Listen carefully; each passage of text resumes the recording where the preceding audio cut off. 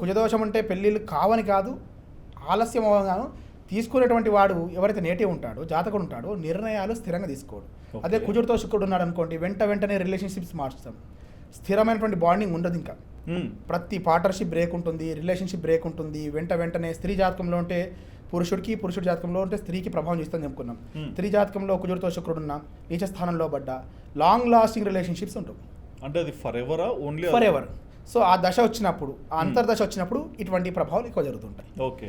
So వీటికి ఏం చేయాలంటే భూత దయ కలిగి అన్ని ప్రాణులు యందు సద్భావంతో ఉండి సేవ చేయడం వల్ల కొంత కర్మ తొలగించుకోగలుగుతాం. ఒకటి.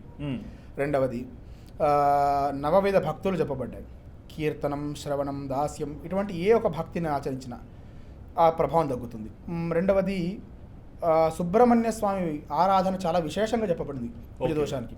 మంగళవారం రోజు సుబ్రహ్మణ్య స్వామి ఆరాధన చేస్తే, సుబ్రహ్మణ్య స్వామిని దర్శించుకున్న, సుబ్రహ్మణ్య స్వామి వారికి ఎర్రటి పుష్పాలతో అర్చన చేసిన కుజదోషం వల్ల వచ్చేటువంటి అగ్రెసివ్నెస్ అంతా పోతుంది.